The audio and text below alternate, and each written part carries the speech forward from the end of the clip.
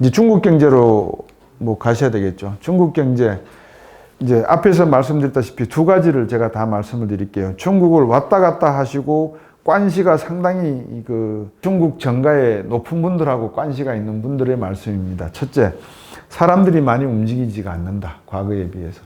그러니까 소비라든지 부동산 경기가 확실히 죽었다라는 걸 나타내고요. 두 번째, TV 드라마의 지청운동을 나타내는 드라마가 많이 나오고 있다. 지청운동이 뭐냐면 옛날 등소평 시절에 하방운동의 다른 이름입니다. 지방으로 청년을 내려보내자, 지청운동.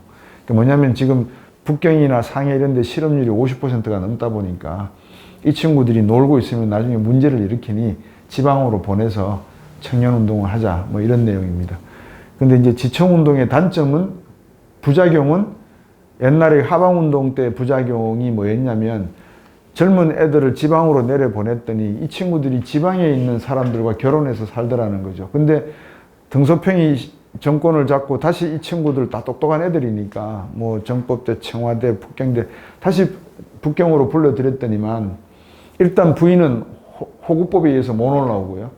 그 동네에 살아야 되고, 그러면 북경에 살면서 그쪽으로 가야 되는데 보통 한 일주일 이상 걸리는 지역이 걸리고, 그런 문제가 하나가 있고, 두 번째는 시골에 사는 부인들이 그렇게 소득이 증가됐음에도 불구하고 세련되지가 못했잖아요.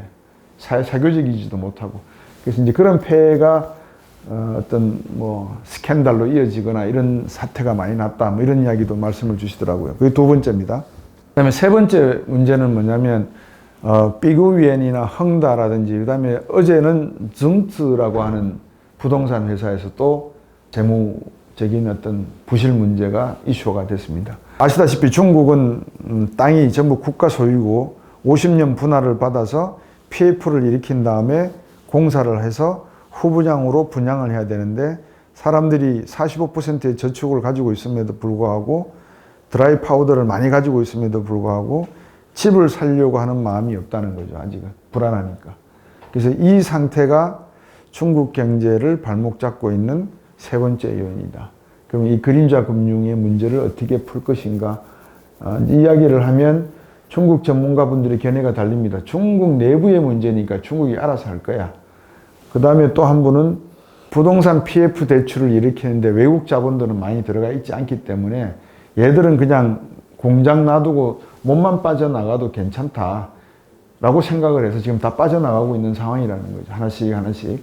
그 다음에 미국 피치, 영국의 피치나 무디스 이런 쪽에서는 신용 등급을 강등시키는 작업을 하나씩 하나씩 진행 중에 있고, 이제 이런 것들이 도화선이 돼서 터져버리면 중국 경제의 어떤 부실 문제가 본격화될 가능성이 있다라는 것이고요.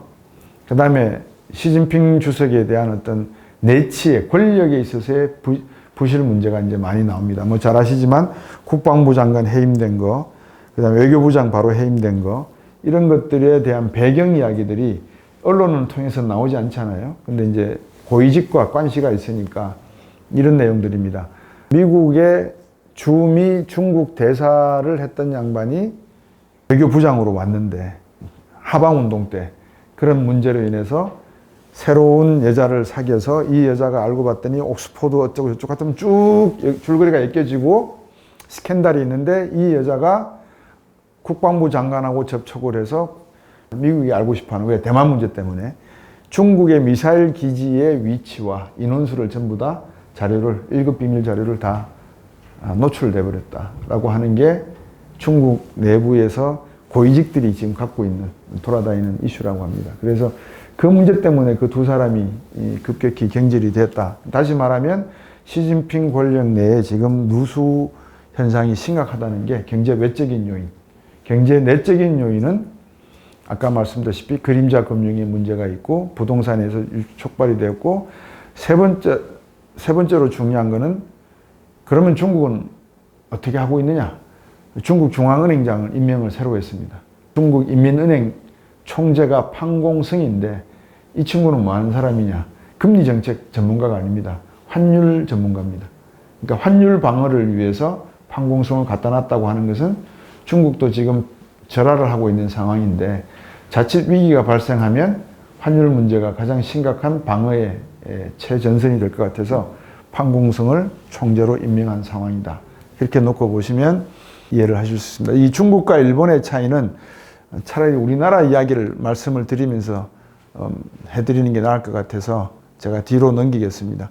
우리나라 지금 가계부채를 제가 한번 비유를 해봤습니다. 이거는 중국도 마찬가지고 우리도 마찬가지고 한번 중국은 뭐 크게 문제가 없지만 우리나라 같은 경우는 좀 심각한 문제다. 여기 보시면 녹색이 대한민국입니다. 가처분 소득 대비 가계부채 비율이니까요. 우리가 거의 200%에 접근하고 있습니다. 금융통계자료는 그렇게 자주 업데이트가 되지 않아서 이해를 하시면 통계가 그렇게 좀 늦습니다. 그 다음에 에스파뇰, USA, 덴마크 이렇게 보시면 됩니다. 그러니까 우리나라의 가계부채 문제가 다른 OECD 회원국들보다 결국은 올라가고 있다. 뭐 이렇게 보시면 됩니다. 얼마냐? 1875조 아닙니다. 거기에다가 800조를 더 보태셔야 됩니다. 왜냐하면 자영업자의 부채는 가계부채에 포함이 안 됩니다. 그러니까 자영업자들이 뭐 주택담보를 하든 신용을 하든 대출을 받은 액수는 별도로 잡히기 때문에 그게 한 800조. 그래서 가계부채가 1800조, 그럼 합쳐서 한 2600조가 된다고 보시면 되고요. 기업부채가 한 1500조, 정부부채도 한 1700조. 그러면 한 이래저래 계산하시면 한 5000조가 넘습니다. 그러니까 우리나라에서 만약에 한국은행이 금리를 3.5%로 딱 가져갔음에도 불구하고 지금 신용대출이나 가계대출, 중산층과 서민들이 쓰는 금리는, 시중금리는 9%에서 10%대입니다. 그 다음에 요거는, 부동산 또 관심이 있으실 것 같아서 아까 제가 이제 중국하고 일본의 차이점 이야기할 때 뒤로 넘기겠다는 게 이 내용입니다. 1995년도, 90년대죠. 일본이 부동산 버블을 이야기할 때 부동산 가격 지수가 소비자 물가에 비해서 84% 높게 이렇게 책정이 돼 있던 시절입니다. 이걸 딱 우리가 이제 예를 들어서 소비자 물가는 100원이면 되는데 얘는 180원짜리다. 예를 들어서 아파트 가격이, 집 가격이. 그래서 요거를 우리가 이제 버블의 크기라고 하는데 우리나라는 지금 현재 21%밖에 안 되니까 부동산 버블은 문제가 아니다라고 하는 게 KDI 조동철 원장의 생각입니다. KDI 조동철 원장의 다이어그램을 제가 가져왔습니다.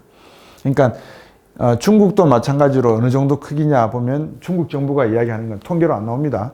잡으면 우리나라가 21%고 중국은 16% 정도 됩니다. 그러니까 안 믿으시겠지만 중국은 아직까지 부동산 버블이라고 할 수 없다라고 하는 게 중국 정부의 입장이라고 보시면 됩니다. 그러면 적어도 84%가 돼야 쫄딱 망한다라고 하는데 우리는 아직 근처에도 안 갔으니까 부동산 위기 아니다라고 보는 거고요. 두 번째는 최고점 대비해서, 그러니까 2017년도 부동산 가격이 최고로 올라갔을 때 고점에 대비해서 지금 부동산 가격은 약 20% 정도 빠졌다라고 봅니다. 한문도 교수 같은 사람들은. 그러면 앞으로 20% 빠졌으니까 뭐 10%만 더 빠지면 되느냐. 한문도 교수가 한 300명 되는 CEO분들 앞에서 강연을 하면서 한 이야기는 앞으로 30%가 더 빠질 거다. 그렇게 이야기를 합니다. 그러니까 대한민국의 부동산 가격 지표는 더 떨어질 걸로 한문도 교수는 보고 있는데 여기 보시면 전국하고 서울하고 다릅니다. 그죠? 어느 정도. 95년도를 100으로 놓고 치면 15년 정도 지난 시점에 2배 이상 올랐습니다. 2배 반이 올랐습니다. 그게 지금 450까지 갔으니까요. 이게 어느 정도 더 떨어질 것인지에 대한 예측을 하는 겁니다. 그러니까 이게 한문도 교수 같은 사람은 요만큼 올 거다라고 보니까 앞으로 30-40% 더 떨어져야 된다라는 이야기를 하는 거고요. 100 정도 떨어지면 되잖아요. 그죠? 그러니까는 요 정도 더 떨어져야 된다는 걸 이야기하는 거고, 다른 긍정론자들은 정부가 부양을 할 테니까 이렇게 올라가지는 않지만 이렇게 횡보를 할 거다라고 보는 겁니다. 전국적으로 보시면 이게 CPI가 이렇게 있고, 제가 CPI를 이렇게 그려드린 이유는 미국에서 이 기준금리를 잡을 때는 요 CPI를 따라갑니다. 다시 말씀드리면 미국의 주택담보대출, 그러니까 미국의 모기지 대출은 30년 만기 대출이기 때문에 30년 만기 대출이라고 하면 미국의 Federal Reserve Rate이 30년 재무성 채권하고 연동이 되거든요. 그래서 그 금리에 맞춰서 이렇게 가기 때문에 미국의 집값이 올라봐야 대도시를 제외하고요. 그러니까 서프라임 때를 제외하고는 보통 소비자 물가 수준으로 오릅니다. 그러니까 이제 부동산 가격도 아파트 가격도 이 수준으로 이렇게 따라 올라가는 거죠. 실례로 말씀드리면 제가 2000 몇 년도에 집을 샀죠? 제가 2001년도에 집을 샀는데요. 15만 불 주고 샀습니다. 지금 그 가격이 27만 불밖에 안 합니다. 22년이 지났잖아요. 그러니까 미국에서의 이 소비자 물가는 그래서 경제 지표가 된다 이 말씀입니다. 그러니까 대한민국에서는 소비자 물가가 경제 지표가 안 된다는 말은 다른 말로 하면 우리나라 금리 정책은 경제 지표가 아니다라는 말과 똑같고요. 우리나라의 금리 정책이 경제 지표가 안 된다는 말은 거시 경제 정책을 쓰는 데 있어서 우리가 참고로 해야 될 경제 지표는 별로 없다. 오히려 부동산 가격이라든지 이런 버블을 잡는 것을 중점적으로 봐야 된다. 이렇게 해석을 하시는 게 맞을 것 같습니다. 전국적인 아파트 가격의 추이나 서울 아파트 가격 추이가 같은데 여기에 맹점은 뭐다? 서울의 아파트 가격이 평균을 내니까 이렇게 끌어올리는 겁니다. 그러면 지금 전국의 주택 보급률이 얼마나 되느냐? 111.4% 정도 됩니다. 다시 말하면 한 가구당 한 집을 다 가질 수 있도록 다 집은 지었습니다. 근데 서울은 자가율이 얼마냐? 서울만 얼마쯤 될 것 같습니까? 47%입니다. 그러니까 서울이 자가율이 47%니까 한 사람이 집 두 채를 들고 있다 이 말인 거죠. 그렇게 보시면 되겠습니다. 그러니까 이 아파트 가격이 올라가는 거는 소위 말해서 마니게임 하는 거예요. 마니게임이 영어로 우리나라 말로 번역하면 갯놀이입니다. 있는 사람들끼리 집을 올리고 사고 팔고 올리고 사고 팔고 하는 그 갯돈놀이 하는 거죠. 요걸 따라 하는 게 지금 몽골이 그렇게 따라 하고 있어요. 우리나라 갯놀이 하듯이. 그래서 부동산 가격은 한문도 교수 입장에서는 요만큼 내려온다. 그 다음에 긍정론자들은 횡보한다. 이렇게 이제 이야기를 하고 있습니다. 왜 그런지 요 그래프가 사실은 중요합니다. 요게 이제 요 그래프하고 다음 그래프가 중요한데요. 제가 이렇게 플러스를 해봤습니다. 1990년부터 19년까지 아까도 말씀드렸지만 금융자료는 업데이트가 잘 안 됩니다. 소득을 1분위부터 10분위까지 나눠봤어요. 이게 1분위 소득의 평균치라고 보시면 됩니다. 이게 10분위 소득의 평균치입니다. 그러면 1990년에를 보시면 1분위 제일 밑바닥 계층 소득과 대한민국에서 벤츠 타고 다니는 분들의 1990년의 급여 차이는 200만 원입니다. 이게 지금 오늘날 얼마 차이가 났냐 그러면 1,300만 원 차이가 납니다. 소득 불균형이 양극화가 심각해졌다. 요겁니다. 그러면 아까 부동산 문제고 증시 문제고 모든 투자와 관련된 문제는 이 사람들만의 리그의 논리지 여기 있는 사람들의 논리는 절대 아니다. 더 기가 막히는 것은 자산 배율을 한번 계산하려고 보니까 1분위 사람들은 자산이 없어요. 그래서 2분위 가지고 있는 분들의 자산과 10분위 소득 최고 계층의 자산을 갖다가 한번 나눠봤습니다. 어느 정도 배율을 가지고 배율이 되냐. 봤더니만 2014년도에 50배인데 지금은 67배로 이렇게 늘어났습니다. 그러니까 요 당시만 하도 2012년 당시만 하도록 요 배율이 어느 정도 감소하면서 자산 2분위가 소득을 좀 늘릴 수 있는 그런 기회를 맞이했는데 2014년부터는 오히려 이렇게 더 17배나 늘어나는 그런 소득 분배 왜곡 구조가 심화되고 있는 그런 형태가 나타나고 있는 거죠. 이게 어디서 출발이 되느냐? 부동산 가격의 증가입니다. 왜냐하면 우리나라 자산의 70%가 부동산 형태입니다. 다시 말하면 요거를 이렇게 떨어뜨리려고 그러면 부동산 가격이 하락하면 된다는 거죠. 그러면 부동산 가격이 하락하면 아까 말씀드렸다시피 괜찮냐? 그러니까 어느 정도 떨어뜨려야 괜찮냐? 이제 요 기준점이 정부가 계산해 내릴 기준점입니다. 근데 부동산 가격이 이렇게 떨어지면 제일 먼저 타격을 받는 업체가 어디냐면 금융사들입니다. 왜 금융사들이냐? 1금융권, 시중 5대 은행들은 상품이 많습니다. 그러니까 투자할 때가 돈도 규모도 크고 하니까 경제 규모가 있으니까. 근데 이제 문제는 2금융권, 보험사, 뭐 상조 이런 소위 말해 새마을금고 이런 짜투리들이 있지 않습니까? 이 사람들은 돈이 다른 사람들보다는 있지만 시중은행과 경쟁할 만한 그런 규모는 안 되거든요. 해외 프로젝트 파이낸싱도 할 수 없고. 그러다 보니까 이제 국내 시장에서 먹고 놀아야 되는데 대부분 부동산 PF로 다 이렇게 대출이 된 상태였습니다. 경기가 좋아 놓으니까요. 이 당시만 하더라도. 근데 지금 시행시공사들이 금리는 올라가는 상태에서 분양이 안 된다면 계약금 이후 중도금, 막대금까지 이자율을 부담하고 버텨야 되는데 그 버티는 시간이 1년 이상 버틸 수 있을까?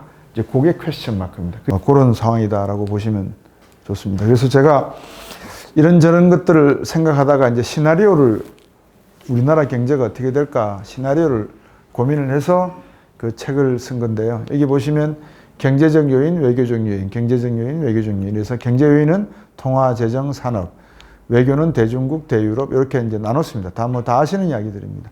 그래서 바이든이 될 때, 트럼프 될 때, 인상을 한번 할 때, 고정할 때, 인하 시작할 때 이렇게 쭉 바이노미널 내지 트라이노미널로 해가지고 시나리오를 만든 다음에 이렇게 8가지를 만들었고 8가지를 2028년까지 하다 보니까 많은 분들이 야 이거 경기 나쁘지 않네. 이거 봐. 3,000에서 3,300 주가지수 2,900, 3,200 다 좋은데? 라고 생각하실 것 같아서 2024년 것만 따로 떼서 하나 만들었습니다. 그러니까 내년이 어떻게 보면 한국 경제의 찐바닥을 확인하는 그 기간이 아닐까 싶어서 소위 말해서 이제 확률적으로 말씀드리는 겁니다. 여기 이제 제가 시나리오 2를 기준 시나리오로 했습니다. 대선에서 바이든이 어쨌든 되겠지. 설마 저 기소가 16건 이상 된 사람이 또 대통령이 된다면 도대체 미국이 어떻게 될까? 우리나라도 마찬가지잖아요. 우리나라도 기소가 제대된 사람이 또 대통령 선거에 나온다? 그거 참 어떻게 이해를 해야 될지. 그 다음에 통화금리는 한 번 더 인상할 가능성이 무인상보다는 여기 떨어뜨릴 가능성보다는 높지 않을까 잡아놨습니다. 상당히 보수적으로 잡았다 보시면 되고요. 재정은 계속 팽창, 바이든이 들어서면 계속 팽창입니다. 산업은 지원을 가속할 것이고요. 러시아, 우크라이나 진짜 이렇게 쭉 했을 때 우리나라의 대미 달러 환율은 1180원에서 1250원 하향 안정되는 걸로. 그러니까 미국 경제는 2025년부터 이렇게 바텀업 하는 모습입니다. 그래서 세계 경제는 중요한 가정이 그겁니다. 세계 경제는 중국이 되었건 러시아가 되었건 뭐 사우디가 되었건 한국이 되었건 일본이 되었건 독일이 되었건 미국 경제가 살아나야 살아납니다. 이게 참 우픈 현실이고 사실입니다. 그래서 저는 2025년부터는 미국 경제가 리바운딩을 할 거라고 보기 때문에 그런 기준으로 봤을 때 평균 환율과 평균 엔화 환율 그리고 우리나라의 주가 지수를 이렇게 놓고 본 것이다 생각하시면 되고요. 여기 보시면 이제 트럼프가 만약에 당선됐을 때 금리 인하를 하고 재정적으로는 긴축하고 쭉 갔을 때 우리나라의 주가 지수는 2,500에서 2,800 맥을 못 추는 형태로 지금 나타났습니다. 근데 이때는 반대로 상당히 주가 지수가 올라가는 형태로 가장 큰 차이점은 여기 보시면 중국 경제입니다. 똑같은 트럼프의 당선임에도 불구하고 중국 경제가 팽창 긴축, 긴축 팽창 이렇게 뒀을 때 둔화 약화, 둔화와 약화의 차이는 둔화가 더 강도가 낮은 거니까요. 그래서 이때 중국 경제가 살아난다면 우리 경제는 상당히 좋을 것 같다. 그렇게 예측을 한 거고요. 그 다음에 여기 이제 2024년 시나리오입니다. 여기서 보시면 트럼프는 없습니다. 일단은. 미국이 그래도 글로벌 리더십을 가지려면 바이든을 대통령으로 하든지 아니면 다른 민주당의 다른 후보가 나와서 되든지 해야지 트럼프가 되면 참 골치 아플 것 같아요. 그래서 최악의 시나리오는 요 시나리오 11입니다. 바이든이 되고 무인상에서 인하로 갈 수 있고 내년도입니다. 대미 달러 환율이 1360원에서 1460원, 우리나라 주가 지수는 1700에서 1900원. 순전히 대한민국 내에 PF라든지 부동산 시장의 사태로 인해서 내부 경제의 불확실성에 의해서 일어난 것이다. 이렇게 보시면 되겠습니다. 그래서 내년도 한 해는 우리 경제 자체의 부실 문제를 거둬야 될 필요성이 더 높다. 만약에 이 문제를 해결하고 자정 노력을 해결하고 난다면 해결할 수만 있다면 2025년부터는 우리는 다시 올라탈 수 있는데 아까도 말씀드렸지만 질문이 10년 전에 해놓은 게 뭐 있냐? 이제 거기에 대한 답을 찾아야 됩니다. 우리가 지금 아는 사람들이 4차 산업 이야기를 합니다. 고대 원시사에서부터 부의 흐름을 쭉 추적하다 보니까 사람의 이동 경로하고 부의 이동 경로는 같이 가요.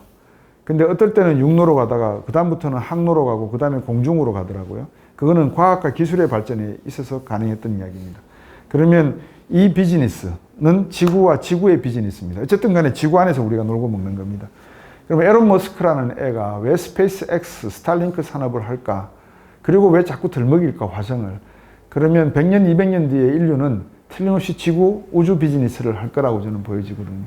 그 인프라가 여러분들이 말하고 있는 로봇, 드론, 양자 컴퓨팅, AI, 반도체, 기타 등등입니다. 다시 말씀드리면 1967년인가요? 68년인가요? 아폴로 13호가 달에 착륙했을 때 차가 가잖아요.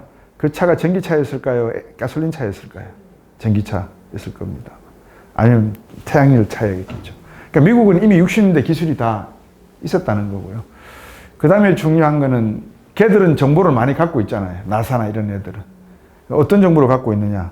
달 남극 쪽에 빙하가 꽉 차 있다는 거예요. 그러면 이 빙하를 가지고 뭐 할 수 있을까? 이거를 녹이면 수소와 산소가 나오잖아요. 이게 제가 지어낸 이야기가 아닙니다. 지금 에론 머스크가 미국에서 인터뷰한, 사회자와 인터뷰한 내용을 제가 이렇게 쉬운 말로 풀어서 드리는 겁니다. 그러면 우리가 지금 수소 자동차 이야기도 하잖아요. 그러니까 수소가 중요한 우주의 연료라는 거죠, 미래에. 그러면 수소 연료 기술이 전기 자동차를 대체할 수 있는 시점이 언젠가는 온다는 거죠. 그러니까 예를 들어서 에론 머스크가 이렇게 미사일을 쌓아 올렸는데 연료 탱크가 2개 붙어 있는데 13년 동안 실험했습니다. 쏘아 올리고 난 다음에 보통 연료 탱크는 떨어져서 바닷물에 버리잖아요. 근데 이 연료 탱크가 분리돼서 떨어져 나오면서 자체적으로 발진을 한 다음에 대양 위에 떠 있는 바지선 위에 정확하게 이렇게 안착하는 실험을 13년 만에 성공했습니다. 4년 전에. 이제 그런 모든 것들이 그 다음에 스타링크라고 하는 게 4,600개의 인공위성을 지구 궤도로 감아버리겠다는 거거든요. 그러면 앞으로 통신은 지구의 통신도 스타링크 통신으로 가능하지만 모든 우주와의 통신은 이 위성 시스템을 가지고 있지 않고서는 불가능하다라는 하나의 실험적인 베이스 캠프인 거죠. 지구가 하나의 베이스 캠프. 그 다음에 달이 또 하나의 베이스 캠프가 되는 거죠. 그러니까 인간이 아무리 빠른 속력을 내는 우주선을 개발한다 하더라도 지금 현재 사람을 태울 수 있는 건 4명. 그리고 우주에 주재할 수 있는 가능성은 아직까지는 존재하지 않지만 그래도 스타링크 산업을 통해서 달을 전초 기지로 삼아서 화성에다가 인류를 보내려고 한다. 근데 사회자가 또 물어요. 야, 화성이 지금 얼마나 더운데 니 그 물도 그거 어떻게 하려고 하니까는 에론 머스크가 웃으면서 이야기합니다. 빠른 방법으로 해결해 줄까? 느린 방법으로 해결해 줄까? 그래요. 에론 머스크가 묻습니다. 그러니까 이왕이면 빠른 방법 가르쳐줘. 그러니까 Thermal Nuclear Bomb 3개 정도, 4개 정도를 북극에다가 빵 터뜨리면 그 안에 있던 물이 솟아 넘쳐 흐를 것이다. 노아의 방주가 일어날 것이다. 이제 그런 이야기를 해요. 그러니까 우리는 그런 창의적이고 창조적인 생각, 엉뚱한 생각을 못하지만 나사가 스페이스X에다가 우주 발사의 기술과 용역을 준 이상 이미 민간 기업이 활동을 시작을 했잖아요. 민간 기업이. 나사도 민간 기업이지만 나사 소장은 대통령과 직접 통화를 하는 준정부 기관이고 스페이스X라고 하는 에론 머스크의 이 기업은 개인이잖아요. 그러니까 개인이 이미 우주에 대한 이야기를 하기 시작했다는 것은 우리가 생각하고 있는 드론, 로봇, 화성에 로봇을 보내지 사람을 안 보내잖아요. 그러니까 이런 모든 기술들이 양자 컴퓨팅 이런 기술들이 바로 그런 기술들이다. 그러니까 인간이 우주로 가기 위한 기술의 인프라 기술이다. 마지막으로 말씀을 드리면 1960년대 스타트rek이라고 하는 우주인들하고 노는 영화 나오는데 이미 그때 미국은 그 TV 드라마 안에 아인슈타인이나 우주 전체 물리학자들이 이야기하는 그 우주 공간을 접어버린다라고 하는 중첩 이론이라든지 양자 컴퓨터 이론을 갖다 다 이야기하고 있습니다. 78년에 나왔던 터미네이터 속에서 AI 이야기를 다 하고 있습니다. 그러니까 그런 원인이 어디서 나오느냐. 우리는 NFT가 돈이 되냐 안 되냐, 암호화폐가 돈이 되냐 안 되냐를 이야기하고 있지만 더 큰 거를 보는 사람들은 양자 컴퓨팅을 가능해야지만 인간의 세포 10의 28승계의 세포를 뜯어서 저쪽 별에다가 던져버리고, 그러니까 왜 스타트렉 보면 바자작 하면 사람이 없어지고 저쪽 별에서 바자작 하면서 나타나잖아요. 그렇게 옮기려고 그러면 10의 28승계 안에 있는 DNA의 성분과 내용들을 모두 다 옮겨야 된다는 거예요. 지금은 성공을 어디까지 했느냐. 1cm 큐빅, 그거를, 그러니까 DNA가 없는 거죠. 물질을 옮기는까지는 성공했답니다. 물질을 여기서 테헤란로에 있는데 종로로 옮긴다. 요거는 성공했다고 합니다.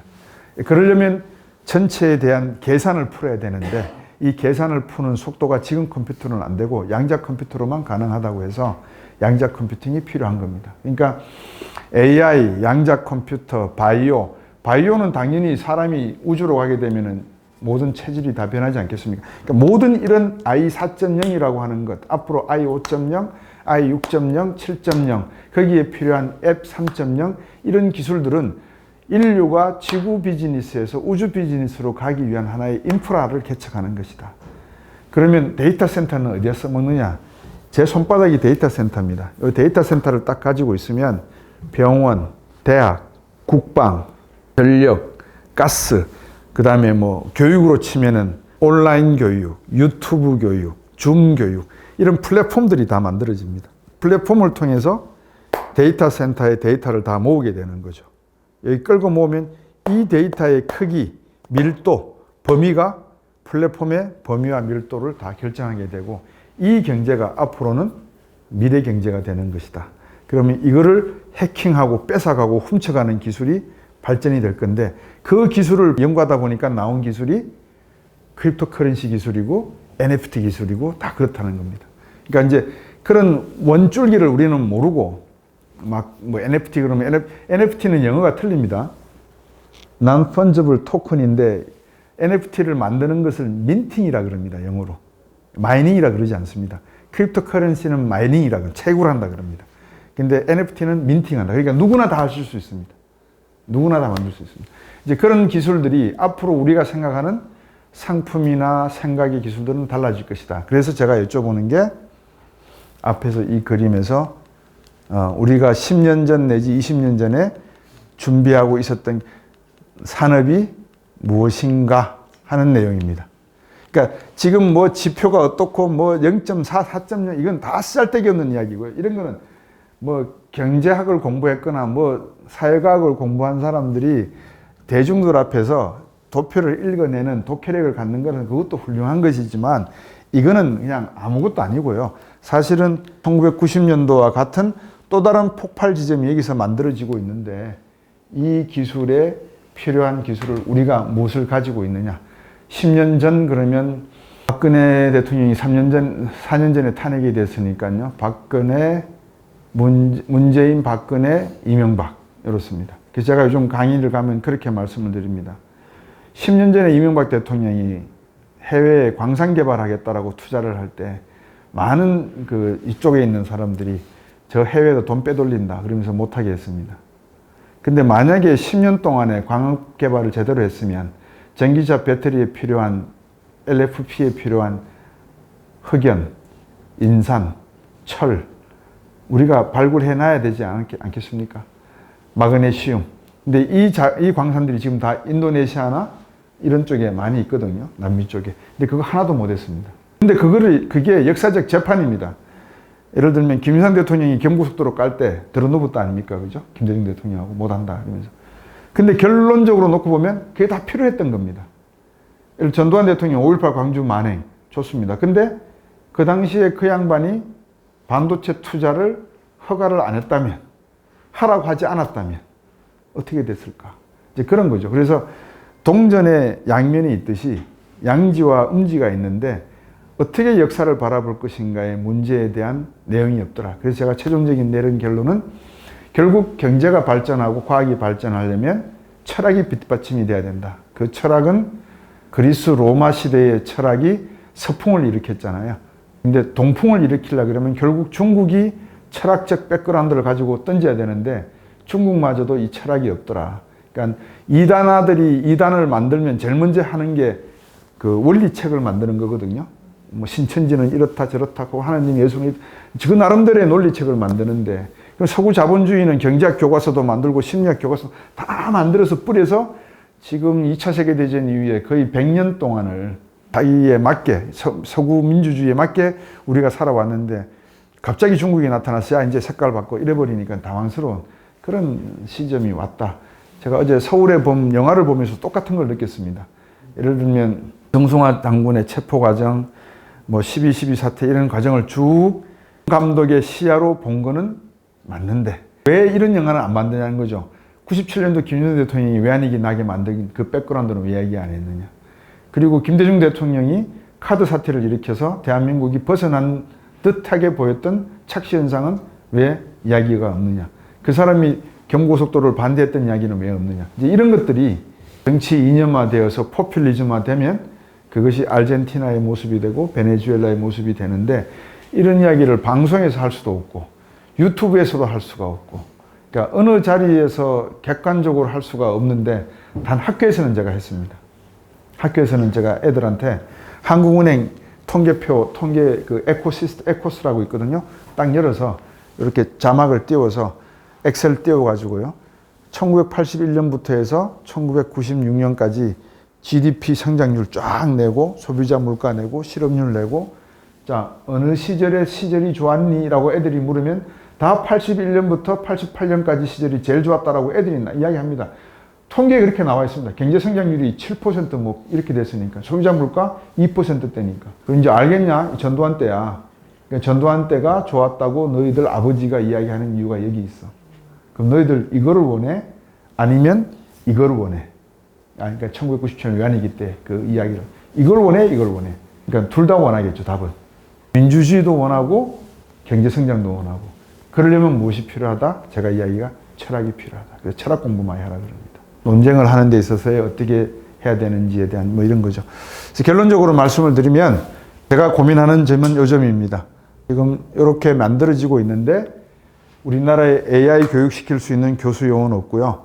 로봇 제작 가르칠 수 있는 교수 요원, 저도 민간 기업에 있어 봐서 압니다. 자동화하는 회사에 있어 봤는데 저가 로봇은 한국 거 씁니다. 근데 정밀도를 요하는 로봇은 일본산 아니면 독일산 씁니다. 그래서 우리나라 경제 현 상황을 냉정하게 짚자면 희망이 별로 없다. 가능성이 별로 없다. 그렇기 때문에 젊은 친구들이 결혼을 늦추고 출산도 안 한다. 그건 동물적 감각으로 이미 다 나타내는 거 아닌가. 그리고 해외에 나가서 공부한 친구들 중에서 유능한 사람들은 들어올 생각을 안 한다. 해외에서 전제하려고 한다. 뭐 그런 내용들이 우리 사회가 안고 있는 문제입니다. 그러니까 사회가 발전을 하면 다양한 학문이 발전을 해야 되는데 우리나라는 다양한 학문이 발전하지가 않습니다. 예를 들면 중국 전문가가 우리나라에서는 엄청나게 많아야 되는데 중국과 교육하면서 먹고 살아야 될 거 아닙니까? 그러니까 중국 싱크탱크가 제대로 없습니다. 중동 문제 우리에게 중요하지 않다고 하지만 석유를 100% 수입해 쓰는 나라이면서도 중동 전략연구소가 아산센터에 몇 사람이 하고 있지 대한민국에는 별로 없습니다. 그러니까 철학이 없다는 말씀이 그런 겁니다. 무엇을 어떻게 왜 언제 어디서 이런 것들을 알아내고 전략 세우고 준비해야 되는데 그런 것들이 없다는 점, 그게 박정희 대통령 이후에 가장 우리가 아쉬운 부분이 아닌가 하는 생각이라서 지도자분들한테는 그렇게 말씀을 드립니다. 빌레름 1세가 비스마르크를 지켰습니다. 그러니까 빌레름 2세, 그 다음에 빌레름 1세의 부인이 전마 좀 없애주소, 저 꼴비기 실수한데도 불구하고 비스마르크를 지켰습니다. 그래서 결국 프로이센이 대관식을 베르사유 궁전에서 할 수 있었던 빌레름 1세가 영광을 누렸죠. 옛날에 변호사님, 교수님 다 계시지만 저들 미 국무장관들이 얼마나 중요한지 다 알았잖아요. 대통령 다음 가는 역할을 했지 않습니까? 조지 슐츠, 뭐 헨리 키신저 전부 다 막강한 사람들이었는데 지금은 블링컨 같은 그런 이상한 사람들이 국무장관을 하고 있다는 거. 그 다음에 이제 세 번째가 박정희 대통령도 그런 사례가 있었습니다. 쿠데타를 딱 일으키니까 전막 꼴비기 싫다고 만주 사관학교 출신 동기동창이 미국으로 그냥 가버립니다. 꼴비기 싫다고. 근데 박 대통령이 국빈 초청받아서 케네디한테 받아서 갔을 때 설득을 합니다. 야, 내가 지금 독일 갔다 왔는데 에르하트 총리가 우리나라 고속도로 깔아야 되고 제철소 만들어야 되고 뭐 정유 공장 만들어야 된다는데 그거 할 수 있는 사람 너밖에 없다. 좀 도와도. 설득을 했습니다. 그래서 자기를 미워하고 반대한 친구임에도 불구하고 극진히 모셔왔습니다. 건설부 장관이었던 이한림 장군입니다. 그러니까 대통령 주변에, 리더의 주변에는 바른 말 하는 사람, 그리고 안 된다고 하는 사람들이 한 사람 정도는 반드시 있어야 된다라는 게 역사의 교훈이고, 대한민국이 가려고 그러면 고지점이다. 지금 현재는 우리는 배터리밖에 없다. 우리는 배터리밖에 없습니다. 근데 배터리 산업은 앞에서 말씀드린 수소 산업으로 대체될 가능성도 있고 전고체 배터리로 교체될 수도 있고 독일 벤츠와 BMW는 당장 전기 자동차로 돌릴 계획이 없습니다. 왜냐하면 그 남자들이나 여자분들 중에서도 그런 분들 계시지만 내연기관의 폭발력과 그 소리, 굉음을 느끼고자 하는 그를 즐기는 사람이 많아서 가솔린 연료의 화학적 재료만 제대로 만들어내서 탄소 배출만 줄일 수 있으면 내연기관도 괜찮다. 지금은 전기 자동차 값이 내연기관 자동차보다 1.5배 비쌉니다. 비용이 다 뭐 때문이냐면 배터리 때문에 그렇습니다. 예. 근데 친환경 막 그러지만 별로 그렇게 독일 자동차 회사는 생각이 없다. 근데 우리만 지금 막 LG 에너지 솔루션 다 어디를 목매달아 쳐다보고 있죠? 미국을 쳐다보고 있습니다. 그러니까 미국 경제가 나아지면 우리 경제가 나아진다는 말씀이 거기에 있고 그렇게 이해해 주시면 되겠습니다. 그렇지만 우리는 AI, 로봇, 드론, 기타 등등 바이오, 오리지널리티가 별로 없다. 그런 점에서 우리 경제는 취약하고 투자하지 않고 있는 경제다. 이렇게 보시면 어떨까 합니다. 웃을 일이 아니라 여러분 세대, 여러분 자녀 세대에게는 상당히 중요한 이야기입니다. 이상 마치겠습니다. 감사합니다.